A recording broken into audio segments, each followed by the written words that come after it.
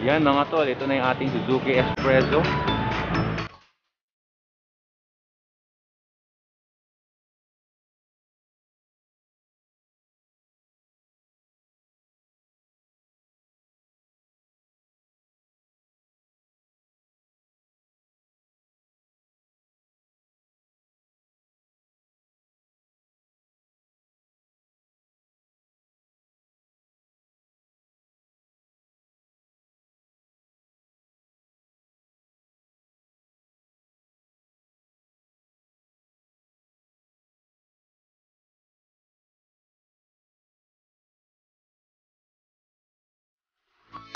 Hi guys, I'm Norlan Nagulio from Suzuki Auto Show. So, nandito tayo ngayon sa Suzuki Auto Show. So, i-demo natin ngayon is yung ating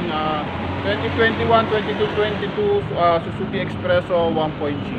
Okay, so kasama natin si Sir Adonis. Shout out sa lahat ng subscriber ni Sir Adonis Mendoza. Okay, then shout out ko rin yung aking subscriber dyan sa aking, sa aking YouTube channel. Okay, Norlan Nagulio. So, shout out po sa inyo lahat. So ngayon po is nag-avail sa atin si Sir Adonis Mendoza ng kanyang bagong Suzuki Expresso. Silipin natin ng bahagya yung unit ni Sir Adonis Mendoza. Papakita natin yung mga specs at counting idea about sa kanyang unit. Okay, so tara, samahan niyo ako. So guys, unahin natin yung front side ng ating ng unit ni Sir Adonis. So mapapansin nyo guys, yung kanyang halogen headlamps is mataas siya. Okay, so papansin nyo hanggang bewang mo lang. So usually kasi ng mga guys, headlight is nandito lang yan. Okay, nasa babang side lang yan. So dito guys, advantage niya is mas malayo yung nararating ng liwanag ng ilaw niya Okay, then mapapansin nyo is multi-reflector headlight na rin po yan. Then dito is trapezoid grille. Yan, then with emblem. Okay, then kung mapapansin nyo guys, dito sa unahan ng ating Suzuki Expresso sa unit ni Sir Adonis, is mapapansin nyo is magkaiba yung kulay ng kanyang bumper. Okay, so kaya nagmumukha talaga siyang SUV type kasi nahahati. Okay, pag malayuan ka parang ang taas tingnan. Okay, then bukod pa dyan is 180 kasi yung 180 kasi yung ground clearance ng unit ni Sir Adonis, kaya mataas talaga yan. Okay, then direct din yung pasok ng hangin dito sa kanyang radiator.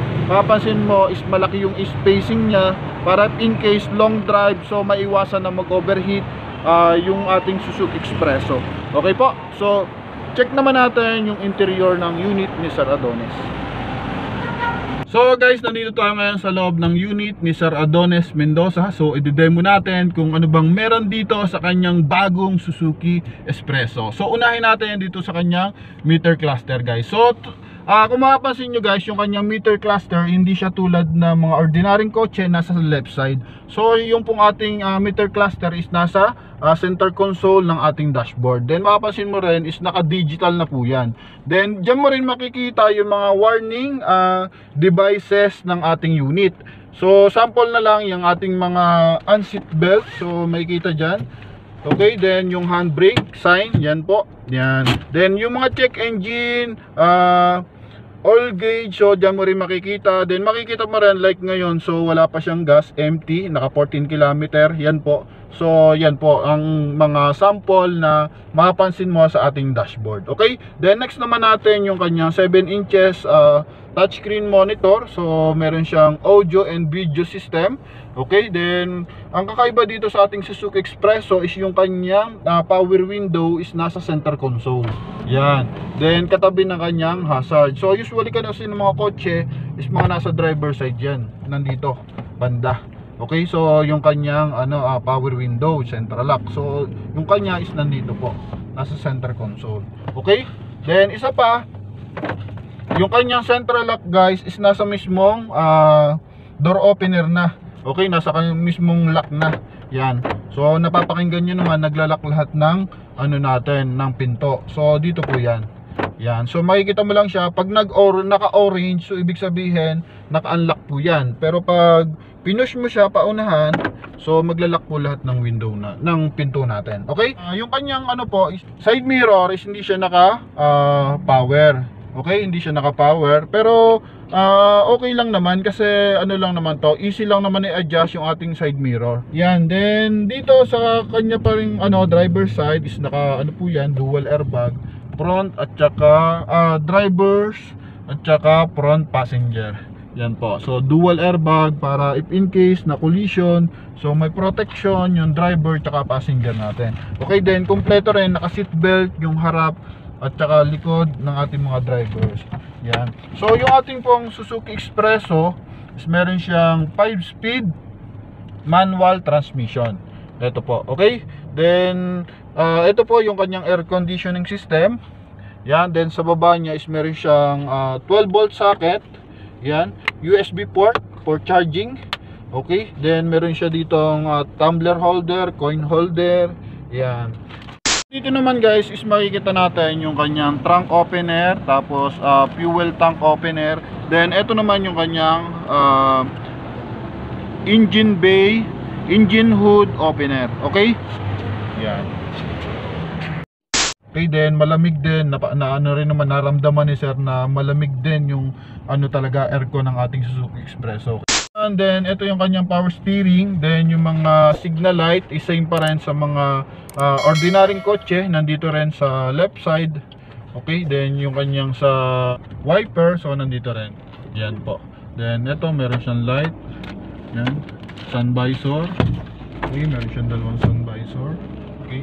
Then kung mapapansin mo, pag nandito ako kasi sa loob ng Suzuki Expresso Sir Adonis, so mapapansin mo dyan, pag tumingin ka sa labas, para kang naka SUV type. Unlike kapag sakay ka sa mga ordinaryong kotse, so mapapansin mo sa'yo nakalubog yung upuan. So dito kasi Sir Adonis, mapapansin mo is nakataas yung upuan natin. Okay, mataas siya tingnan. Kaya pag kung nakaupo ka dito, kitang-kita mo yung mga nasa side mo. Okay? Yan, so mataas talaga, mataas siya tingnan unlike ng mga ordinaryong kotse. Okay, so check naman natin yung second row ng unit ni Sir Adonis. So ngayon naman guys, nandito tayo sa second row ng unit ni Sir Adonis. So kung mapapansin nyo is naka-manual yung window. Okay, manual yung window opener ni Sir Adonis sa likod. Okay, pero yung po sa driver side, so naka-power window po yan. So dito lang kasi is kumbaga niles lang. Pero ganun pa rin naman sir, naka power window sa harap. Dito lang kasi sir, para maiwasan na laging pinaglalaroan ng mga bata. Okay? Yan po. Then maluwag yung legroom ng ating Suzuki Expresso. Yan, para sa mga new buyer na gusto magtingin ng Expresso. So maluwag po yung ating Suzuki Expresso. Then pwede mo sir pakita yung kanyang interior. Yan. So yun yung mismong interior ng unit ni Sir Adonis. Yan. Okay. Then meron din siyang seat belt. Kumpleto rin siya ng mga hand grip. Yan po. Yan. Okay. Then dito yung kanyang luggage tray, luggage compartment dito sa kabilang side. Maluwag din yung headroom ng ating unit So ako po is 5'8" yung height ko. So may may allowance pa. Okay? Yan po. Lalo na kung hindi kataasan yung height mo, so mas maluwag to sa iyo. O kasi 5'8" na. So check naman natin yung trunk ng ating Suzuki Expresso. So guys, check naman natin yung luggage compartment ng unit ni Sir Adonis. So yung luggage compartment po ng ating Suzuki Expresso is meron siyang luggage capacity na 239 liters or 239 kilograms. Okay po, then meron din siyang luggage tray. Detachable luggage tray yan. So luggage tray, detachable luggage tray. Then if ever na marami talaga kayo ilalagay sa ating Suzuki Expresso, so pwede nyo i-fold yung kanyang upuan. So nang sa ganon, ilagay mo lalo na mga nag-grocery ka. So yan, so kung spacious yung hanap mo, so ito po yun, pwede mo i-fold. Okay? And add na rin natin dito sa kanyang rear. So yung ating Suzuki Expresso is meron siyang reverse parking sensor. Nasa ganun, pag nagpa-park kayo sir, so maiwasan yung collision. Okay? Then, ito yung kanyang rear part ng ating Suzuki Expresso. So, meron siyang duplicate key para sa kanyang trunk. Yan po. Then, ito yung kanyang mga taillight.